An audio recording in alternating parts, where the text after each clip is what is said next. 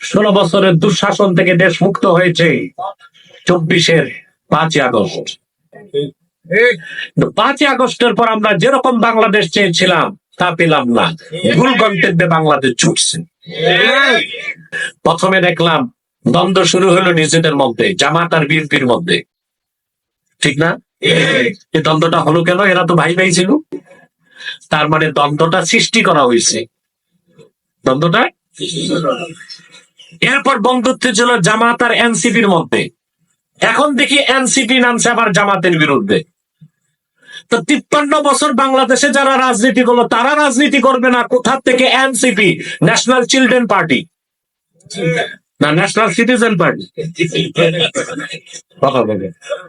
National citizen party না, কিন্তু এটা তো সি দিয়া চিলড্রেনও হয়, আর এগুলো তো চিলড্রেনই।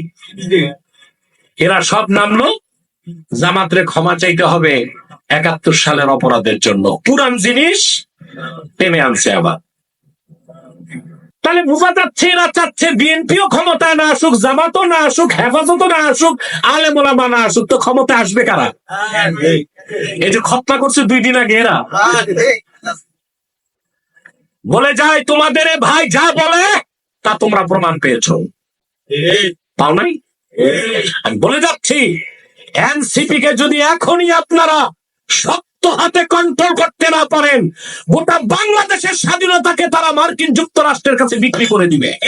যারা যুগের পর যুগ রাজনীতি করলো, বিএনপি, জামাত, খেলাফত, মজলিস, এরা কেউ থাকবে না।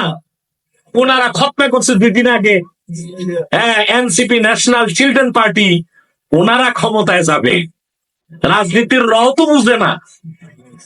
দেশ স্বাধীন এক জিনিস, রাজনীতি আরেক জিনিস, রাষ্ট্র পরিচালনা আরেক জিনিস।